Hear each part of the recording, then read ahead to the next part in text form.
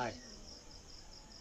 Relation and function, जब भी ये वाला चैप्टर हम लोग क्लास में डिस्कशन के लिए लाते हैं, स्टूडेंट में एक अलग सा एक्सप्रेशन होता है, सर ये बोरिंग है, टफ है, कभी बाद में करेंगे। तो मैं आप लोगों को ये बताना चाहूँगा कि ये चैप्टर बोरिंग भी नहीं है, टफ भी नहीं है, बहुत ही मज़ेदार चैप्टर है। बोरिंग और टफ इसलिए लगता है क्योंकि इसमें प्रीवियस क्लास 11 का जो नॉलेज है इसमें इस्तेमाल होता है। और दूसरी बात है ये कि प्योर मैथमेटिक्स का पार्ट है। प्योर मैथमेटिक्स में होता क्या है, हर एक सम के लिए हमें अलग सा सोचना पड़ता है, दिमाग का घोड़ा दौड़ाना पड़ता है, इसीलिए हमें लगता है कि ये टफ है और बोरिंग है। ठीक है, तो मैं आप लोगों को ये कहूँगा कि ये वाला क्लास ध्यान से देखिएगा और समझने की कोशिश कीजिएगा। मैं बहुत ही आसान भाषा में और कहानियों जैसा आप लोगों को समझाने की कोशिश करूँगा। ठीक है, और दूसरी बात, ये फंक्शन रिलेशन और फंक्शन का जो चैप्टर है उसको मैंने दो पार्ट में डिवाइड किया है। पहला वाला पार्ट है जिसमें हम लोग रिलेशन के बारे में डिस्कशन करेंगे, और रिलेशन के इस क्लास के बाद रिलेशन में आप लोगों को कोई दिक्कत नहीं आने वाली है, मैं आप लोगों को कहना चाहूँगा। आप हर एक साम रिलेशन का खुद ब खुद सॉल्व करते जाओगे। नमस्कार, मैं हूँ डॉक्टर रेडी मित्रा। कक्षा के इस पहले वाले एपिसोड में आप लोगों का हार्दिक स्वागत है। चलून शुरू करा যাক।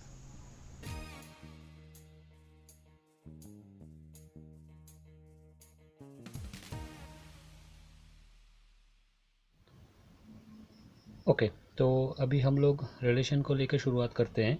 रिलेशन क्लास 11 में आप लोग पढ़ के आ गए हो, अभी आप लोगों को पता है कि रिलेशन क्या है। तो मैं फिर से थोड़ा सा एक उसमें बता देता हूँ रिलेशन के बारे में, क्योंकि जो लोग ठीक से पढ़ के नहीं आए हैं और जिन लोगों को कन्फ्यूजन है, वो थोड़ा सा प्रॉब्लम अगर हो तो आगे जाकर बहुत दिक्कतें आने वाली है। तो मैं रिलेशन के बारे में थोड़ा सा बता देता हूँ। आपके स्क्रीन पर वो फ्लैश होता जाएगा उसका डेफिनेशन। तो अभी देखिए कि रिलेशन एक्चुअली है क्या। डेफिनेशन बहुत सारे हैं। क्लास 11 में आपने वो जो एनसीईआरटी का जो डेफिनेशन पढ़ा था उसको अगर ठीक तरीके से फॉलो करोगे, जो दिमाग का जो घोड़ा है वो पहले ही बैठ जाएगा, दौड़ेगा नहीं। तो मैं सीधी तरीके से बताता हूँ आपको रिलेशन एक्चुअली है क्या। रिलेशन एक सबसेट है। आप लोगों को पता है सबसेट क्या है। रिलेशन एक सबसेट है किसका, तो एम्प्टी सेट के बीच में जो क्रॉस प्रोडक्ट होता है उसका सबसेट है। सो डेफिनेशन कैसे बताया जाएगा, relation is a subset of cross product of two non empty sets.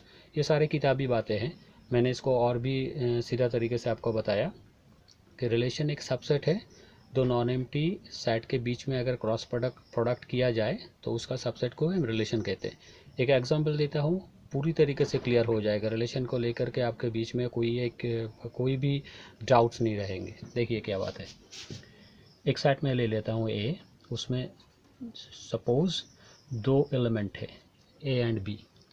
दूसरा एक सेट ले लेते हैं बी, जिसमें सोचिए कि इस तरीके के दो एलिमेंट है। अभी दोनों ही नॉन एम्प्टी सेट है। ए में दो एलिमेंट है इसलिए नॉन एम्प्टी सेट कहा जा रहा है, बी में भी दो एलिमेंट है मतलब एटलीस्ट कुछ एलिमेंट है। नॉन एम्प्टी सेट किसको बताया जाता है, एम्प्टी सेट किसको बोलते हैं, जिसमें कुछ भी नहीं होता है, मतलब खाली जो है, जिसको 5 से डिनोट किया जाता है। आप लोगों को पता है, उसके बारे में मैं ज़्यादातर बात नहीं करूँगा अभी। तो ए में दो एलिमेंट है, बी में भी दो एलिमेंट है, ठीक है ना। तो दोनों ही नॉन एम्प्टी सेट है। क्रॉस प्रोडक्ट क्या है, क्रॉस प्रोडक्ट करने के लिए कुछ कंडीशंस की ज़रूरत होती है, वो हम लोगों ने क्लास 11 में पढ़ा हुआ है। क्लास 11 का वीडियो अगर आप देख लेंगे तो उसमें पता चल जाएगा। अभी हम देखते हैं क्रॉस प्रोडक्ट क्या है। पहले एक सेट होता है, फिर दूसरा वाला सेट लेते हैं, दोनों के बीच में क्रॉस इस तरीके से करते हैं, इसको क्रॉस प्रोडक्ट कहा जाता है। लिखते कैसे हैं, क्रॉस प्रोडक्ट एक्चुअली एक सेट होता है जिसके एलिमेंट ऑर्डर्ड पेयर में आते हैं। जैसे कार्टेशियन में हम लोगों ने छोटा क्लास में पढ़ा था ना, कैसे 1, 2 इस तरीके से हम ऑर्डर्ड पेयर कहते हैं। ओके, तो पहला वाला एलिमेंट किसका होगा, पहले वाले सेट का। दूसरा वाला एलिमेंट किसका होगा, दूसरे वाले सेट का। तो देखिए ए के साथ बी का रिलेशन आएगा, मतलब ए के साथ बी आ जाएंगे एज एन ऑर्डर्ड पेयर, फिर ए के साथ 2b आएगा as an ordered pair, sorry बीच में कॉमा नहीं देने। फिर बी के साथ 1 और 2 दोनों का रिलेशन आएगा, बी के साथ 1 का और बी के साथ 2 का, दोनों का रिलेशन आ गया। अभी देखिए इसमें दो एलिमेंट थे, इसमें भी दो एलिमेंट थे, 2 टू ज़र कितने हुए 4। तो इसमें ए क्रॉस बी में 4 एलिमेंट आएंगे। उसी तरीके से अब अगर ए में 2 एलिमेंट होते हैं और बी में 3 एलिमेंट्स होते हैं, सो 2 3 ज़र 6, उस तरीके से 6 एलिमेंट आने चाहिए थे। ठीक है, अभी इसमें 2 है, इसमें दिए 2 है, इसलिए 2 2 ज़र 4 एलिमेंट्स आ रहे हैं। अभी देखिए ये हो गया हमारा A cross B, that is cross product between A and B. अभी सबसेट क्या होता है? सबसेट मतलब इसमें कितने सारे एलिमेंट है? 4 एलिमेंट है, 1 2 3 4। इन चारों को लेकर के एक सेट तैयार किया जा सकता है, या फिर इसको लेकर के एक सेट तैयार किया जा सकता है, या फिर इन दोनों को लेकर के एक सेट तैयार किया जा सकता है, या फिर इन तीनों को लेकर के एक सेट तैयार किया जा सकता है।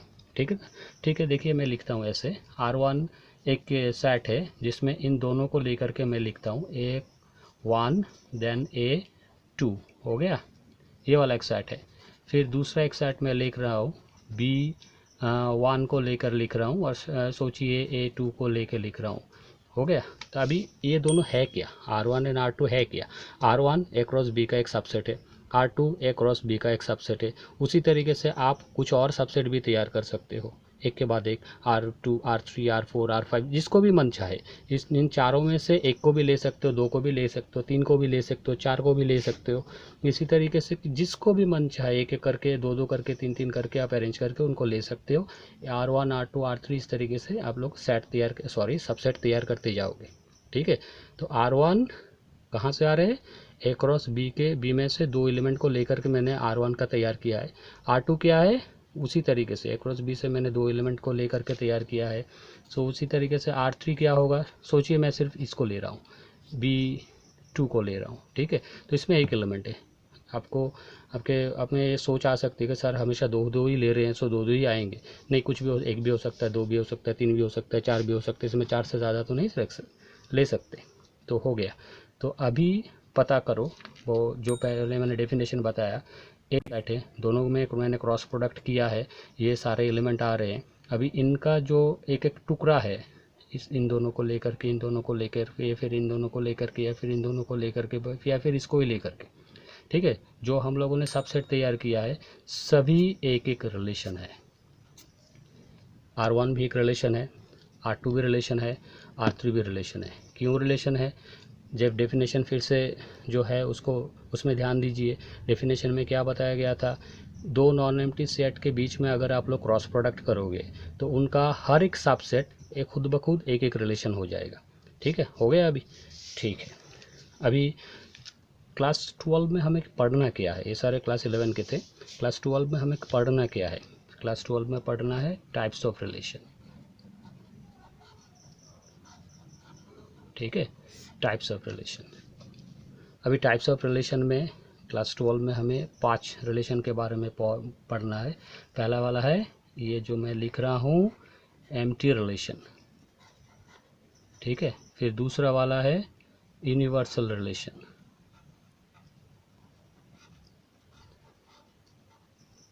ठीक है, फिर आएगा तीन और तरीके के रिलेशन। पहले मैं इन दोनों को डिस्कस कर लूँ। तो देखिए, एम्प्टी रिलेशन किसको कहा जाएगा? एम्प्टी मतलब कुछ भी नहीं, एम्प्टी मतलब कुछ नहीं है, ज़ीरो भी नहीं है, कुछ नहीं है, खाली एकदम से। सो उसको हम लोग एम्प्टी रिलेशन कहते हैं। जब कोई रिलेशन फॉर्म ही नहीं होता है तभी उसको एम्प्टी रिलेशन कहा जाता है। सीधी बात, जब कोई रिलेशन फॉर्म ही नहीं होता है उसको एम्प्टी रिलेशन कहा जाता है। और जब सारे एलिमेंट्स को लेकर के एक रिलेशन या फिर तैयार किया जाएगा उसको यूनिवर्सल रिलेशन कहते हैं। शायद आपके दिमाग में अभी बहुत सारी चीज़ें चल रहे हैं कि कुछ समझ में नहीं आ रहा है। ठीक है, तो मैं सीधी तरीके से आप लोगों को समझाता हूँ, ध्यान से देखिएगा, बहुत ही इंपॉर्टेंट है, ध्यान से देखिए। मैं पिछला वाला एग्जांपल ले रहा हूँ, ए क्रॉस बी। ए क्रॉस बी में कितने सारे एलिमेंट है आप लोगों को पता है? इसमें 4 एलिमेंट है। ठीक है, तो मैं थोड़ा सा पीछे जाता हूँ, सेट थ्योरी का एक नॉलेज मैं यहाँ पर यूज़ कर रहा हूँ। देखिए, अगर एक सेट में जितने सारे एलिमेंट्स होते हैं, सोचिए n एलिमेंट्स है, एक सेट में n नंबर ऑफ एलिमेंट्स है, तो उसमें कितने सारे सबसेट तैयार होंगे, इससे आप लोगों ने ज़रूर पढ़ा होगा।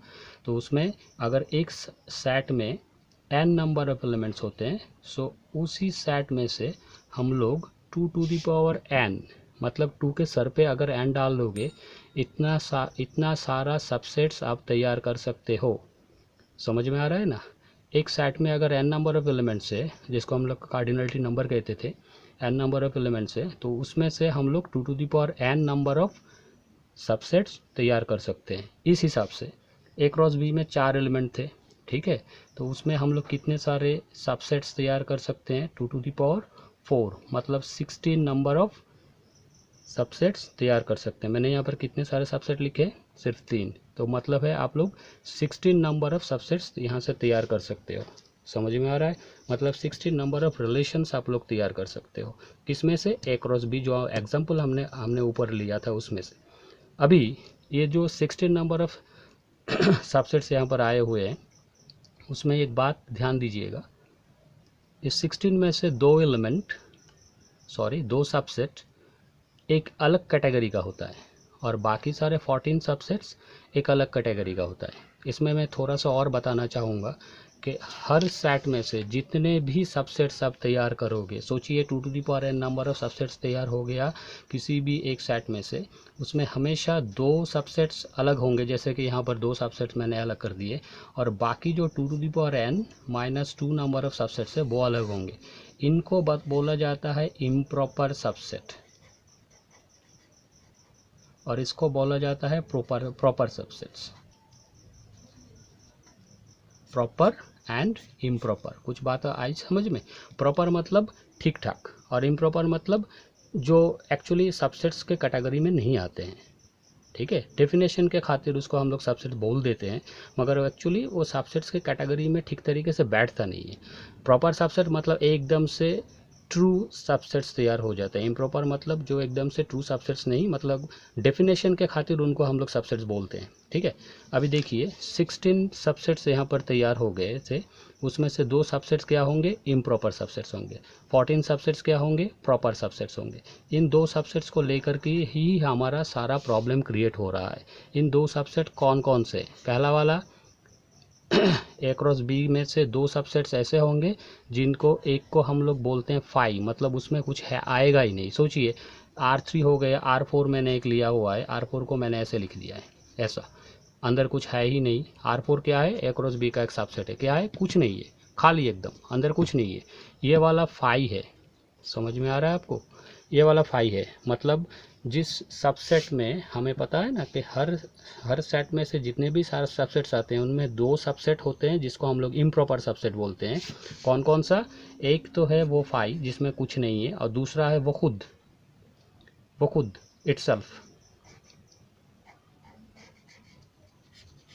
इटसेल्फ। तो उसी तरीके से इन 16 सबसेट्स में से 2 सबसेट ऐसे आएंगे जिसको हम लोग इम्प्रॉपर सबसेट बोल देंगे। पहला वाला आएगा फाई, जिसका एग्जांपल मैंने यहाँ पर लिया हुआ है, एग्जांपल मतलब खुद है, R4 जिसके अंदर कुछ नहीं, ये वाला मतलब इसका एक सबसेट है। ठीक है, ए क्रॉस बी का एक सबसेट है, तो उस हिसाब से ये वाला एक रिलेशन हो गया।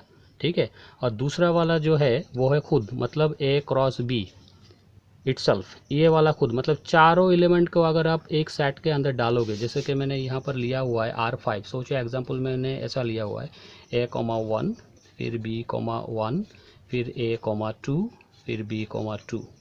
ठीक है, तो इसमें है क्या एक्चुअली, देखिए ए क्रॉस बी को मैंने फिर से लिख दिया है, मतलब ए क्रॉस बी और R5 में कोई डिफरेंस ही नहीं, समझ में आ रहा है।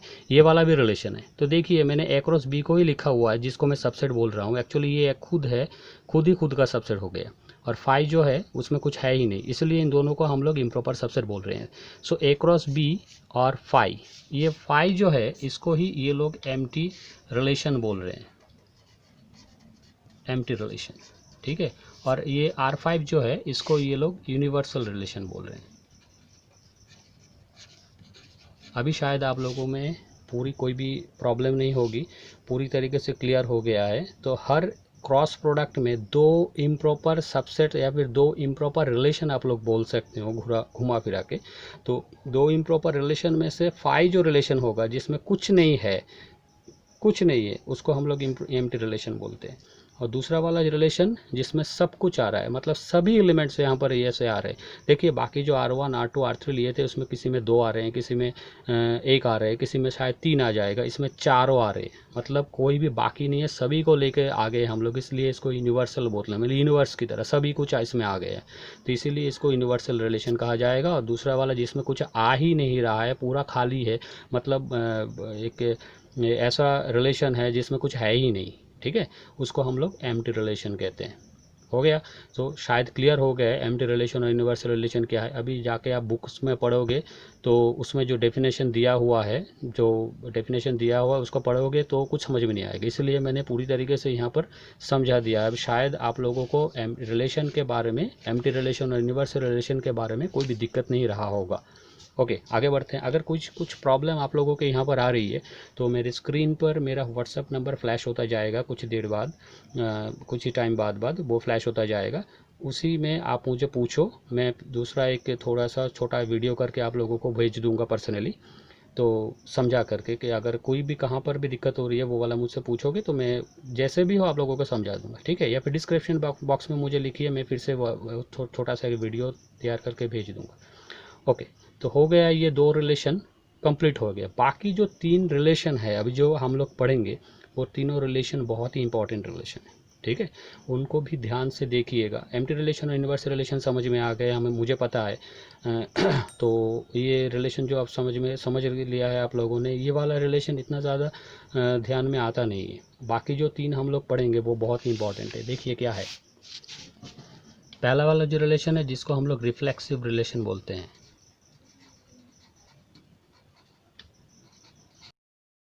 छुपा है, रिफ्लेक्सिव, ठीक है, मतलब फ्लेक्सिव जैसा होता है, इधर उधर कहीं भी जा सकता है, रिफ्लेक्सिव रिलेशन। तो ये वाला रिलेशन एक्चुअली है क्या, देखिए मैं एक एग्जांपल यहाँ पर लेता हूँ तो आप लोगों को आसानी से समझ में आ जाएगी। आर एक रिलेशन में लेता हूँ, जैसे कि इस तरीके से जो ऑर्डर पेयर में आते हैं वो सारे रिलेशन है, आप लोगों को पता है, 11 में पढ़ के आए हो, मैं फिर से बार बार नहीं बताऊंगा। सो आर एक रिलेशन का एग्जांपल मैं ले रहा हूँ। इसमें सोचो इस तरीके से कुछ एलिमेंट्स है, A B B, A B और ए सी, हो गया। ये एक रिलेशन का एग्जांपल मैंने यहाँ पर लिया हुआ है जिसमें ए बी और सी एलिमेंट्स कहीं दूर से आ रहे हैं। देखिए गौर से ये वाला बात आप लोग समझ के रखिए। मैं फिर से पिछले चीज़ों में जा रहा हूँ। देखिए ए का एलिमेंट क्या है, ए और बी है। ए कहाँ से आया है, ये ए का एलिमेंट है। बी का एलिमेंट कौन कौन से थे, 1 और 2। तो 1 2 कहाँ से आया हुआ है, 2 किसका एलिमेंट है, 2 बी का एलिमेंट है। ध्यान से देखिएगा, 2 किसका एलिमेंट है, 2 बी का एलिमेंट है। और 1 किसका एलिमेंट है, 1 बी का एलिमेंट है। ए किसका एलिमेंट है, ए कैपिटल ए का एलिमेंट है, मतलब सेट ए का एलिमेंट है। और बी कौन सा किसका एलिमेंट है, बी सेट ए का एलिमेंट है। मगर ए कॉमा 1 किसका एलिमेंट है, ए क्रॉस बी का एलिमेंट है। यहाँ पर ए कॉमा 1 किसका एलिमेंट है, R1 का एलिमेंट है, ठीक है, क्योंकि ये वाला इसका सबसेट है। तो इसका जो एलिमेंट आएगा वो इसी का एलिमेंट आएगा, इसका जो एलिमेंट है वो इसका भी एलिमेंट है। तो वो ध्यान से ऑर्डर पेयर में अगर लिखते हैं तो वाला रिलेशन का एलिमेंट है, ठीक है। और जो सिंगल ऑर्डर पेयर के अंदर जो होता है वो किसी दूसरे सेट का वो एलिमेंट होता है, जिसको हम लोग डोमेन कोडोमेन एटसेट्रा बोलते हैं। वो बाद में देखेंगे जब फंक्शन करेंगे, एकदम से क्लियर कट मैं उसको समझा दूंगा क्या बात है इसमें। ओके, तो अभी देखिए रिफ्लेक्सिव रिलेशन है। तो ए कोमा ए किसका एलिमेंट है, वो आर का एलिमेंट है, ठीक है। ए कोमा ए किसका एलिमेंट है, वो आर का एलिमेंट है। बी कोमा बी किसका एलिमेंट है, आर का एलिमेंट है। ए कोमा बी किसका एलिमेंट है, आर का एलिमेंट है। ए कोमा सी किसका एलिमेंट है, आर का एलिमेंट है। समझ में आ गया आपको। अभी देखिए ये वाला मतलब स्मॉल ए जो ए अंदर लिखा हुआ है, या फिर बी अंदर लिखा हुआ है, या फिर सी जो अंदर लिखा हुआ है, वो किसका एलिमेंट है, वो किसी दूसरे सेट का एलिमेंट है जहाँ से ये आर आया हुआ है। मतलब जिन सेट के बीच में सोचिए ए और दूसरा कोई सेट है, सोचिए सी, ए और सी के बीच में एक सेट है जिसमें 2 एलिमेंट है, ए कोमा ए और कौन सा है, ए और बी है सोचिए, ठीक है। और सी में कौन से एलिमेंट है, सी में भी ए आ रहे हैं, सी में भी बी आ रहे हैं, सी में भी सी आ रहे हैं। सी में 3 एलिमेंट है, ए में 2 एलिमेंट है, ए कोमा बी और ए कोमा ए बी सी। तो मैं ये बता रहा हूँ कि ए किसका एलिमेंट है, पीछे का जो ए है, पीछे वाला जो ए है वो सी का एलिमेंट है, और पहले वाला जो है वो किसका एलिमेंट है, ए का एलिमेंट है। और ये इसमें ये वाला बी ए का एलिमेंट है, ये वाला बी सी का एलिमेंट है। आप लोग समझ रहे हो ना अभी। तो मैं यहाँ पर लिख देता हूँ तो ठीक तरीके से समझ में आ जाएगा आप लोगों को। ए बी और सी इज इक्वल टू ए है, बी है, सी है। अभी इन दोनों में क्रॉस प्रोडक्ट किया गया है और उन क्रॉस प्रोडक्ट में कितने सारे एलिमेंट आएंगे, 2 3 6 एलिमेंट आएंगे ए क्रॉस सी में। उसमें से एक सबसेट मैंने लिया हुआ है जिसको मैं रिलेशन बता रहा हूँ, ठीक है। तो अभी ये वाला रिलेशन हम लोगों ने यहाँ पर लिखा हुआ है। बात क्या है, देखिए इसमें कुछ इंडिविजुअल एलिमेंट है। इंडिविजुअल एलिमेंट मैं किसको बोल रहा हूँ, जो कि बाहर से आए हैं, जैसे ए का एलिमेंट और सी का एलिमेंट इंडिविजुअल एलिमेंट। कितने सारे इंडिविजुअल एलिमेंट है, ए है, बी है, सी है। आप जब भी रिलेशन के बारे में देखेंगे, रिफ्लेक्सिव है कि नहीं या फिर रिफ्लेक्सिव रिलेशन क्या है उसके बारे में सोचेंगे, तो इसमें ध्यान दीजिएगा कि इसमें कितने सारे इंडिविजुअल एलिमेंट है। आर का एलिमेंट क्या क्या है, ए बी ए सी, मगर उसमें कितने सारे एलिमेंट है, जैसे कि ए बी और सी एलिमेंट है। ठीक है, पहला वाला सेट देखिए, ये वाला R1 को रिलेशन है। R1 जो रिलेशन है, इसमें R1 का एलिमेंट कौन कौन सा है, A1 A2। ठीक है, तो इंडिविजुअल एलिमेंट कौन से हैं, A1 and 2। आप पकड़ पा रहे हो, A1 and 2 ये तीनों एलिमेंट है जो R1 का इंडिविजुअल एलिमेंट है। मतलब R1 का एलिमेंट नहीं है, R1 में आ रहे हैं इंडिविजुअली, कहाँ कहीं से भी आ रहे हैं, मतलब A और B से आ रहे हैं। इसमें कितने सारे इंडिविजुअल एलिमेंट है, B1 and 2 है। इसमें कितने सारे इंडिविजुअल एलिमेंट है, B और 2 है। ठीक है, इसको आइडेंटिफाई कर लीजिए पहले। तो उसी तरीके से R में कितने सारे इंडिविजुअल एलिमेंट है, A, B and C है। तो रिफ्लेक्सिव होने के लिए ए के साथ ए का रिलेशन होना पड़ेगा, बी के साथ बी का रिलेशन होना पड़ेगा, सी के साथ सी का रिलेशन होना पड़ेगा। मतलब ए, बी, बी, सी उस रिलेशन में होने चाहिए। आप ठीक तरीके से समझ रहे हो। पहले हम लोगों को ढूंढना है इंडिविजुअल एलिमेंट कितने हैं। ठीक है, ढूंढ लिया, कितने, 3 है। कौन कौन से, ए बी और सी। अभी बता रहे हैं कि ए का ए के साथ रिलेशन उसमें होना चाहिए, बी का बी के साथ रिलेशन उसमें होना चाहिए, सी का सी के साथ रिलेशन उसमें होना चाहिए। ठीक है, तभी हम लोग उसको रिफ्लेक्सिव रिलेशन बोल सकते हैं। समझ में आ रहा है आप लोगों को, तभी हम लोग उसको रिफ्लेक्सिव रिलेशन बोल सकते हैं। अभी देखिए, ए का ए के साथ रिलेशन है क्योंकि ए यहाँ पर है, सेट में है। बी का बी के साथ रिलेशन है, बी यहाँ पर है। सी का सी के साथ रिलेशन होना चाहिए, ढूंढ के देखिए सी का सी के साथ रिलेशन नहीं है। मतलब ये वाला रिलेशन रिफ्लेक्सिव नहीं है। आप लोगों को समझ में आ रहा है, ये वाला रिलेशन रिफ्लेक्सिव नहीं है। 2 एलिमेंट इंडिविजुअल सेल्फ रिलेटेड है, मगर तीसरा वाला जो इंडिविजुअल एलिमेंट है वो सेल्फ रिलेटेड नहीं है, इसीलिए आर रिफ्लेक्सिव रिलेशन नहीं है। तो आप लोग बताओ, इसको मैं रिफ्लेक्सिव रिलेशन लिखने के लिए, मतलब बनाने के लिए क्या करूँगा, इसमें सिर्फ एक C, डालने हैं। ठीक है, इसमें सोचो एक C, डालने हैं, तभी ये वाला रिलेशन जो पहले रिफ्लेक्सिव नहीं था तब वो रिफ्लेक्सिव हो चुका है।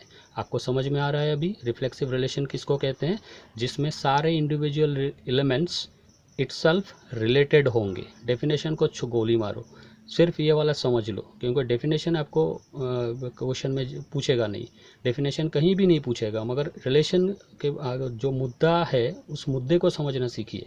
तो आर रिफ्लेक्सिव रिलेशन कब होगा, आर में जितने सारे इंडिविजुअल एलिमेंट है वो सारे अगर इटसेल्फ रिलेटेड होंगे, मतलब खुद के साथ रिलेटेड होंगे, तभी हम उसको रिफ्लेक्सिव रिलेशन कहेंगे। और सभी एक हो गया, बाकी दोनों के बारे में सोचना नहीं है, वैसा नहीं है, सभी को देखना पड़ेगा। ए हो गया, बी है कि नहीं ढूंढिए, है, सी है कि नहीं ढूंढिए, अभी है, पहले नहीं था। C, इस सेट में आ चुके, रिलेशन में आ चुके, तब ये रिलेशन रिफ्लेक्सिव रिलेशन है। ठीक है, ठीक है। अभी एक दूसरा एग्जांपल आप लोगों को देता हूँ मैं। सोचिए R* एक एग्जांपल में ले रहा हूँ जिसमें ऐसा कुछ एलिमेंट है, 1 2 है, 2 3 है। अभी आप लोग मुझे बोलो, ये वाला कोई कहीं से भी, इसमें कितने सारे इंडिविजुअल एलिमेंट है, सिर्फ 3 है, मैं बता देता हूँ, 1 2 and 3 है।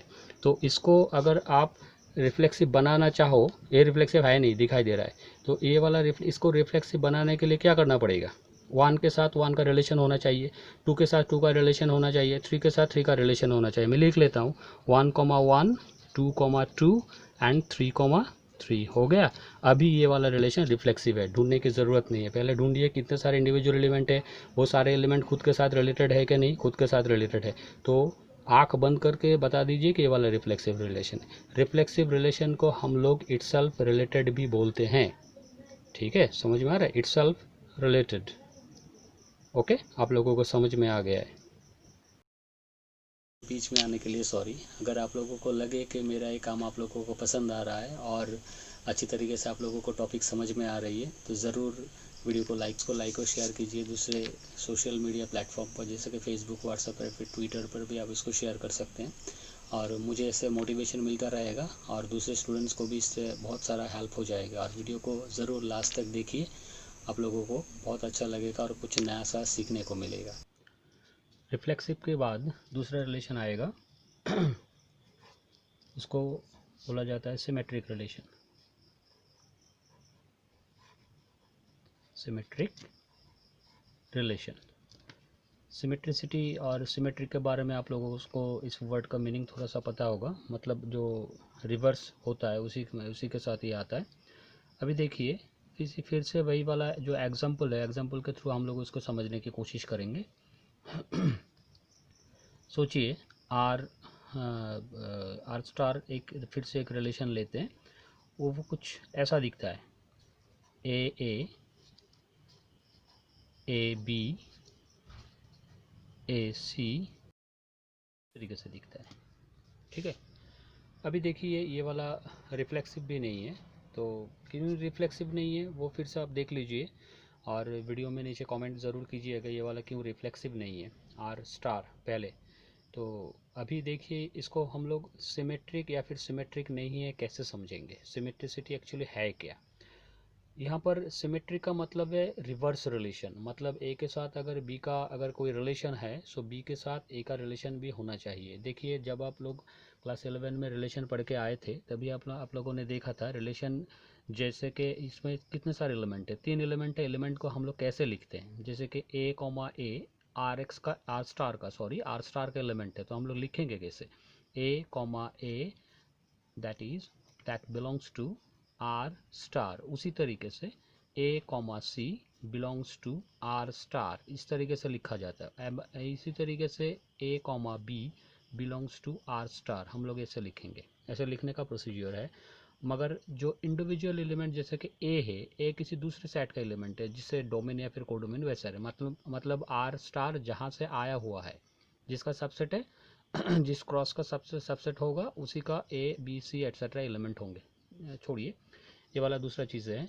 तो अभी देखिए सिमेट्रिसिटी किसको कहा जाता है, रिवर्स रिलेशन का मतलब क्या है, जैसे कि हम लोग इस रिलेशन को ऐसे लिख सकते हैं, कहीं पर भी ऐसा भी दिखाई देगा ए रिलेटेड टू ए, मतलब A comma A belongs to R, that can be written in this one form also, A R A मतलब है ए रिलेटेड टू ए। तो उसी हिसाब से आप लोग इस कोमा सी को इस तरीके से ए आर सी मतलब ए element is related to C। उसी तरीके से A comma B belongs to R star, इसको इस तरीके से समझाया जा सकता है।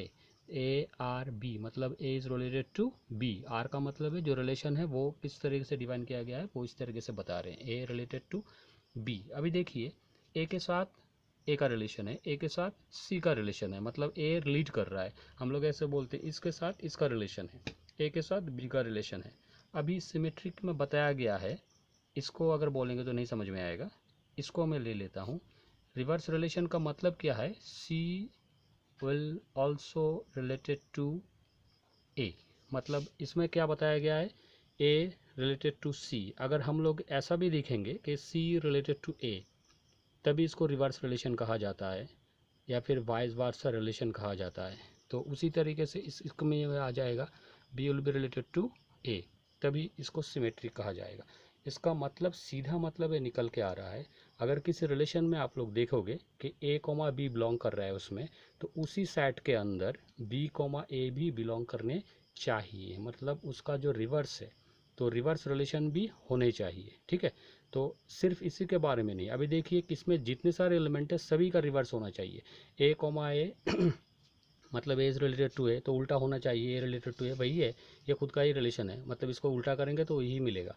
अभी ये वाला देखिए ए कोमा बी है, ए कोमा बी का अगर उल्टा करेंगे सो बी कोमा ए निकलेगा, मतलब B will be also related to A. यहाँ पर क्या है ए कोमा सी है, मतलब A is related to B, उल्टा करेंगे so C will be related to A, तो वो वाली चीज़ें भी इसमें होनी चाहिए। तो सीधा तरीके से आप लोग बता सकते हैं कि आर स्टार सिमेट्रिक नहीं है। तो आर स्टार को अगर आप लोग सिमेट्रिक बताओगे या फिर उसको सिमेट्रिक बनाओगे तो उसको कैसे लिखना पड़ेगा, इसको थोड़ा सा मॉडिफिकेशन करना पड़ेगा, थोड़ा सा मॉडिफाई करना पड़ेगा। कैसे, आर स्टार को हम लोग ऐसे लिख सकते हैं ए comma A then A comma B then A comma सी, वो सारे थे।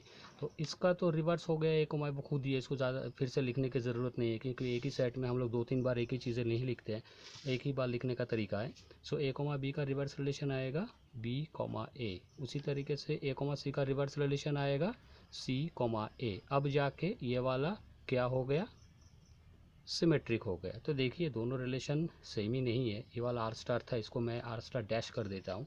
सो आर स्टार वो सिमेट्रिक नहीं है, मगर आर स्टार डैश जिसको थोड़ा सा मैंने चेंज किया हुआ है, 2 एलिमेंट मैंने इसमें डाला हुआ है, तब जाके ये वाला सिमेट्रिक हो गया। तो सीधा फ़र्क आप लोग इसमें से इन दोनों सेट में कर सकते हो। ये वाला रिफ्लेक्सिव भी नहीं है, ये वाला सिमेट्रिक भी नहीं है। ये वाला सेट रिफ्लेक्सिव नहीं है मगर ये सिमेट्रिक है। अभी आप लोगों को दूसरा क्वेश्चन देता हूँ। क्वेश्चन ऐसा है, आर डैश को आर स्टार डैश जो है उसको मैंने सिमेट्रिक बना दिया है। आप लोगों के लिए क्वेश्चन ही है कि आर स्टार डैश को रिफ्लेक्सिव बनाने हैं, बनाकर मुझे कमेंट में ज़रूर बताइएगा, ठीक है। अभी तीसरा रिलेशन बहुत ही इंपॉर्टेंट रिलेशन है, उसके बारे में बात करते हैं। वो वाला है ट्रांजिटिव रिलेशन। ट्रांजिटिव रिलेशन, उसको हम लोग ट्रायंगुलर रिलेशन भी मैं बोलता हूँ। ट्रायंगुलर रिलेशन क्यों ट्रायंगुलर रिलेशन मैं बोलता हूँ इसको, अभी देखिए सोचिए यहाँ पर एक आदमी है ए, यहाँ पर एक दूसरा आदमी है बी, और यहाँ पर तीसरा आदमी है सी। ए के साथ बी का रिलेशन है, कोई भी रिलेशन चलेगा। ए के साथ बी का रिलेशन है, बी के साथ सी का रिलेशन है। सोचिए बी ए का भाई है, उसी तरीके से सी ए का भाई है, ठीक है। अगर उसी तरीके से ए का रिलेशन सी के साथ जुड़ जाता है, सी ए अगर सी का भी भाई हो, तभी हम लोग उसको ट्रांजिटिव रिलेशन कहते हैं। तो ट्रायंगल फॉर्म हो गया ना, इसीलिए मैं इसको ट्रायंगुलर रिलेशन भी कहता हूँ, ठीक है। तो यही है ट्रांजिटिव रिलेशन। सीधी तरीके से अगर मैं बताऊँ, सोचिए 2 एलिमेंट किसी भी स्टार का, जैसे कि आर एक ले लेते हैं, सोचिए R12 है, ठीक है। R12 एक रिलेशन में ले रहा हूँ, उसमें 2 एलिमेंट है। कौन कौन से, A comma B and B comma C. ये दोनों R12 में बिलोंग कर रहे हैं। आपको दिखाई दे रहा है ठीक से? तो ठीक है, मैं पढ़ के बता देता हूँ। A comma B then B comma C belongs to R12। मतलब R12 में बहुत सारे एलिमेंट हो सकते हैं। अभी ये दोनों एलिमेंट R12 में हैं। एलिमेंट जो मैंने लिया हुआ है, 2 एलिमेंट जो ऑर्डर्ड पे 2 ऑर्डर्ड पेयर मैंने लिया हुआ है, उसमें देखिए एक सिमिलरिटी है। सिमिलरिटी क्या है, इसका जो सेकंड एलिमेंट है उसका वो फर्स्ट एलिमेंट होना चाहिए। इसलिए हम इसको वाया रिलेशन भी कह सकते हैं। वाया एक रिलेशन तैयार होने वाला है। इसलिए कैसे, ए के साथ बी का रिलेशन है, उसमें सी के साथ बी का नहीं, बी के साथ सी का रिलेशन है, वैसा होना चाहिए। ए के साथ बी का रिलेशन है, फिर बी के साथ सी का रिलेशन है, ऐसा रिलेशन होना चाहिए। अगर ऐसा रिलेशन है तब हमें दिखाना पड़ेगा कि ए के साथ सी का रिलेशन है, मतलब ऐसा ए के साथ फिर सी का भी रिलेशन है। अगर ऐसा कुछ आ जाए रिलेशन में, तभी हम लोग उसको ट्रांजिटिव रिलेशन बोलते हैं, ठीक है। तो ट्रांजिटिव रिलेशन का मतलब क्या है, अगर ऐसा कुछ हो किसी सेट में या फिर रिलेशन में हमें मिले कि A comma B belongs to R and R12 and B comma C is also belongs to R12, then there should be A comma C belongs to R12। अगर ऐसा कुछ मिले हमें, तभी हम लोग उसको ट्रांजिटिव रिलेशन कह सकते। शायद आप लोगों को समझ में आ गया है। फिर मैं एक एग्जांपल ले लेता हूँ। देखिए R12 वाला एग्जांपल मैं यहाँ पर ले रहा हूँ। सोचिए A कॉमा B इसमें है, फिर B कॉमा C भी है, फिर C कॉमा D भी है, फिर ए कॉमा ए बी है। इस तरीके से मैंने एक रिलेशन लिया हुआ है। ये वाला रिफ्लेक्सिव नहीं है, आप लोगों को पता चल गया। ये वाला सिमेट्रिक भी नहीं है, आप लोगों को पता चल गया। वीडियो को पॉज करके थोड़ा सा ध्यान दीजिए कि रिफ्लेक्सिव और सिमेट्रिक क्यों नहीं है, तो रिवीजन हो जाएगा। अभी देखिए फिर इसको ट्रांजिटिव कैसे करना है, या फिर ट्रांजिटिव है कि नहीं वो हमें देखना है। देखिए इसमें क्या है, ए के साथ ए बी के साथ रिलेशन में है, बी सी के साथ रिलेशन है। मतलब ये जहाँ पर ख़त्म हो रहा है, बी वहीं, दूसरा वाला वहीं से शुरू हो रहा है। ए वाला एलिमेंट यहाँ ना होकर यहाँ भी हो सकता था, मगर बात सही है, सेम ही है। ए के साथ बी का रिलेशन है, ऐसे देखना होगा। ए के साथ बी का रिलेशन है, बी कहीं पर है, हाँ यहाँ पर है, बी के साथ सी का भी रिलेशन है। तो इसको ट्रांजिटिव बनाने के लिए हमें ये एलिमेंट इसमें लेना ज़रूरी है। आप समझ गए, मतलब ए के साथ सी का भी रिलेशन होना पड़ेगा। फिर देखिए दूसरा वाला, बी के साथ सी का रिलेशन है, फिर एक रिलेशन शुरू हो रहा है सी से, सी के साथ साथ डी का भी रिलेशन है, तो इसमें बी के साथ डी का रिलेशन होना चाहिए, डी के साथ बी का नहीं, बी के साथ डी का रिलेशन होना चाहिए। हो गया अभी। अभी यहाँ पर देखिए ए के साथ ए का रिलेशन है, फिर ए के साथ बी का रिलेशन है, सो ए के साथ बी का रिलेशन होना चाहिए, वो वाला एलिमेंट है यहाँ पर, ए के साथ बी का रिलेशन, मतलब ऐसे ही हो गया है। ओके, तो ये R12 जो है वो वाला ट्रांजिटिव नहीं है, तो इसको ट्रांजिटिव बनाने के लिए क्या करना पड़ेगा, मैं ऐसे लिख रहा हूँ R12 डैश, तो इसमें a कॉमा बी पहले से ही था, b कॉमा सी पहले से ही था, सी भी सी कॉमा डी भी था, a कॉमा ए भी था, फिर इसको a कॉमा सी अंदर लाने होंगे, b कॉमा डी अंदर लाने होंगे, तब जाके ये वाला सिमेट्रिक, आई एम सॉरी, फिर अब जाके ये वाला ट्रांजिटिव रिलेशन होने वाला है। आप लोगों का भी शायद पूरी तरीके से समझ में आ चुके हैं। तो उस तरीके से हमें ये ट्रांजिटिव या फिर ट्रांजिटिव रिलेशन देखने होंगे, जिसको हम लोग ट्रायंगुलर रिलेशन भी बोलते हैं। याद रखिएगा कि ए के साथ बी का रिलेशन है, अगर है बी जहाँ पर ख़त्म हो रहा है, मतलब ये वाला पॉइंट जहाँ पे ख़त्म हो रहा है, दूसरा वाला वहीं से शुरू हो रहा है। आप लोगों को अगर बता दें कि ये वाला नहीं है, ये वाला नहीं है और ये सारे भी नहीं है, बताओ ये वाला ट्रांजिटिव रिलेशन है कि नहीं, ए कॉमा बी और इधर सी कॉमा डी है, सिर्फ दो ही एलिमेंट दिए गए हैं, ठीक है, ध्यान से देखिएगा, दो ही एलिमेंट दिए गए हैं। आपको बताया जा रहा है कि ये वाला रिलेशन, सोचिए मैं इसे लिख ही लेता हूँ, R0 सोचिए, तो ये वाला ऐसा है, ए comma B then C comma D, ऐसा लिखा हुआ है। बोला जा रहा है कि ये वाला ट्रांजिटिव रिलेशन है कि नहीं, इसमें ट्रांजिटिविटी का कोई एप्लीकेबिलिटी नहीं है, फैक्ट ही नहीं है यहाँ पर, क्योंकि इसके साथ कोई भी वाया कुछ है ही नहीं। ए बी पे ख़त्म हो रहा है, ये वाला रिलेशन बी पे जाके ख़त्म हो रहा है, फिर बी से कुछ शुरू नहीं हो रहा है। सी वाला सी के साथ डी का रिलेशन है, डी पे ख़त्म हो रहा है, फिर डी से कुछ शुरू नहीं हो रहा है, मतलब इसमें ट्रांजिटिविटी कोई एप्लीकेबिलिटी नहीं है, मतलब इसमें ट्रांजिटिविटी का होने का कोई फैक्ट ही नहीं है, कोई चांस ही नहीं है, ठीक है। तो ये वाला ट्रांजिटिव नहीं है, ओके ठीक है। मगर इसमें ट्रांजिटिविटी का कुछ चांस था, इसलिए हम लोगों ने ये दोनों एलिमेंट अंदर डाल के, किसमें B12 जो था उसको R12 था, R12 डैश को हमने इस तरीके से इसको ट्रांजिटिव बना दिया है। तो मैंने पहले से ही बताया था R12 डैश, R12 भी रिफ्लेक्सिव भी नहीं है, सिमेट्रिक भी नहीं है, ट्रांजिटिव भी नहीं है। मगर R12 क्या है, R12 डैश क्या है, वो ट्रांजिटिव है मगर सिमेट्रिक और रिफ्लेक्सिव नहीं है, ठीक है। अभी जो चीज़ अभी मैं बताऊंगा वो बहुत ही इम्पॉर्टेंट है। अभी देखिए क्या है एक लास्ट वाला एक रिलेशन हम लोग लेते हैं, जिसको कहते हैं इक्विवेलेंस रिलेशन। इक्विवेलेंस रिलेशन, ध्यान से सोचिएगा, समझिएगा, इक्विवेलेंस रिलेशन किसको कहते हैं, जो वाला रिलेशन रिफ्लेक्सिव, सिमेट्रिक और ट्रांजिटिव, ये तीनों रूल्स या फिर कंडीशन को सेटिस्फाई करेगा। जो वाला रिलेशन रिफ्लेक्सिव भी होगा, सिमेट्रिक भी होगा, ट्रांजिटिव भी होगा, उसी रिलेशन को हम लोग इक्विवेलेंस रिलेशन कहते हैं। मतलब तीनों रिलेशन का प्रॉपर्टी इसमें आने वाले हैं, रिफ्लेक्सिव भी होने वाले हैं, सिमेट्रिक भी होने वाले हैं, फिर ट्रांजिटिव भी होने वाले हैं। समझ में आ गया आप लोगों को। अभी एक एग्जाम्पल भी ले लेता हूँ, पूरा फैक्ट क्लियर हो जाएगा, ठीक है ना। ओके देखिए, इक्विवेलेंस रिलेशन के लिए मैं फिर से एक एग्जांपल लेता हूँ, RE लिखते हैं इसको, ठीक है। सोचिए कुछ रिलेशन ऐसा दिया हुआ है, A comma A, B comma B, then A comma B, then B comma C, ऐसा कुछ दिया हुआ है।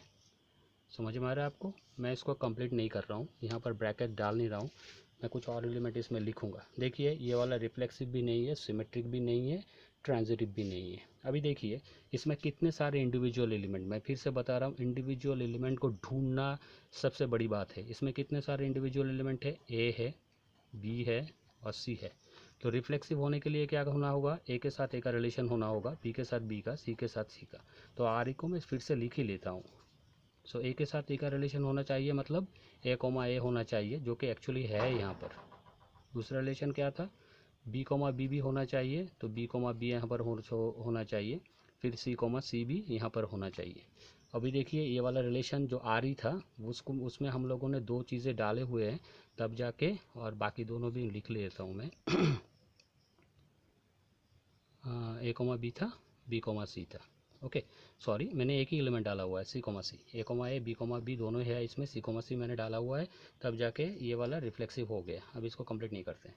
अभी देखिए फिर इसको सिमेट्रिक करना है। सिमेट्रिक करना मतलब इसका तो उल्टा करके कुछ मिलेगा नहीं, सेम ही चीज़ें होगा, ये वाला सेम ही है, ये वाला सेम ही है, तो सिमेट्रिकली हमें इसके बारे में सोचना पड़ेगा, ठीक है ना। सिमेट्रिक इसको करना है तो क्या करना पड़ेगा, ए के साथ बी का रिलेशन है तो हमें बी के साथ भी ए का रिलेशन बनाना पड़ेगा, मतलब ए कोमा बी है तो बी कोमा ए भी होना चाहिए। सो बी कोमा ए यहाँ पर लिख लिया मैंने। फिर बी कोमा सी है, ठीक है, तो उसका उल्टा भी लिखना पड़ेगा, मतलब सी कोमा बी भी लिखना पड़ेगा, सॉरी बी है, सी कोमा बी भी लिखना पड़ेगा, मैंने लिख लिया। तो ये वाला भी रिफ्लेक्सिव सॉरी सिमेट्रिक हो गया है, ठीक है, सिमेट्रिक भी है। अभी क्या करना है वो बताओ, अभी इसको ट्रांजिटिव दिखाना है। अभी सोचो, ए के साथ बी का रिलेशन है, बी के साथ सी का रिलेशन है, हमें ए के साथ सी का रिलेशन बनाना पड़ेगा। सो ए के साथ मैंने सी का रिलेशन बना दिया है, ठीक है। फिर बी के साथ सी का रिलेशन है, सी के साथ कौन सा, ये वाला बी का रिलेशन है, तो बी के साथ बी का रिलेशन होना चाहिए, है यहाँ पर। अभी ये वाला देखो, बी के साथ ए का रिलेशन है, ए के साथ बी का रिलेशन है, सो ए के साथ ए का रिलेशन होना चाहिए, है यहाँ पर, ठीक है। फिर कौन सा करेंगे, सी के साथ सी का रिलेशन है, सी के साथ बी का रिलेशन है, सी के साथ बी का रिलेशन होना चाहिए, ये है यहाँ पर। तो मोटे मोटे तरीके से या फिर ये दिखाई दे रहा है कि ये वाला रिलेशन अभी ट्रांजिटिव भी हो चुका है। आप एक बार इसमें नज़र दौड़ा लीजिए, ये ट्रांजिटिव भी है कि नहीं। बी ए के साथ है, ए के साथ और किसका रिलेशन है, ए के साथ सी का रिलेशन है, तो बी के साथ सी का रिलेशन होना चाहिए, है यहाँ पर। ओके, तो मुझे मोटे मोटे तरीके पे ये दिखाई दे रहा है कि ये वाला रिलेशन सिमेट्रिक भी है, रिफ्लेक्सिव भी है, ट्रांजिटिव भी है, ठीक है। आप अगर इसमें कुछ कन्फ्यूजन हो तो आप मुझे ज़रूर बताइएगा। तो अभी देखिए ये वाला रिलेशन रिफ्लेक्सिव भी हो चुका है, सिमेट्रिक भी हो चुका है, ट्रांजिटिव भी हो चुका है, ठीक है ना। तो अभी हम लोग आर ई को हम लोग कहेंगे क्या, क्या कहेंगे इसको, इक्विवेलेंस रिलेशन। आप लोगों को समझ में आ गया शायद। ओके।